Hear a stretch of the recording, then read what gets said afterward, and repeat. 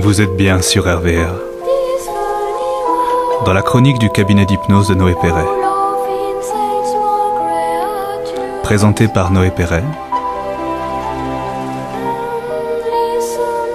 hypnopraticien et formateur en hypnose, sur Roanne et Lyon.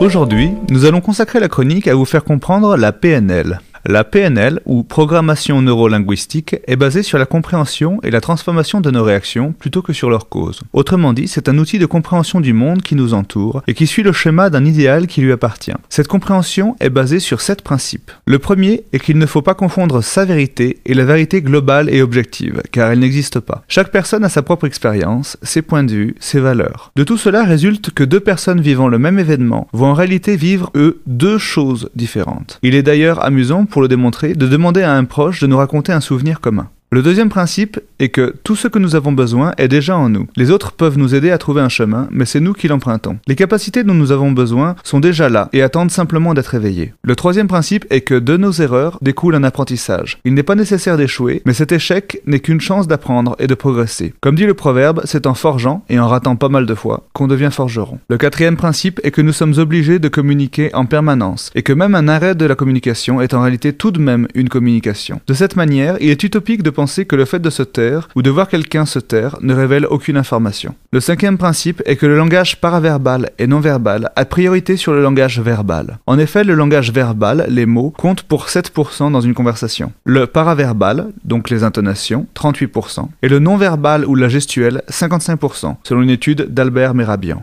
Le sixième principe est que la bienveillance facilite grandement les relations humaines. C'est pour beaucoup une évidence, mais certains découvrent que le fait d'être ouvert aux autres dans une conversation ou un échange, en écoutant pleinement et sans jugement, rend ce moment bien plus profitable. Le septième et dernier principe est que tous les comportements de tous les individus ont une intention positive. Parfois, elle nous paraît absurde, mais il ne faut pas oublier que de leur propre point de vue, ils ont un intérêt positif. Voilà donc le principe de la PNL. Comme vous le constatez, le conscient du patient a un grand rôle à jouer dans les thérapies basées sur la PNL. Et si pour certains cela convient, pour d'autres, il faudra emprunter des chemins différents. Consultez un hypnopraticien pour vous aider à trouver une méthode qui vous correspondra et répondra à vos besoins.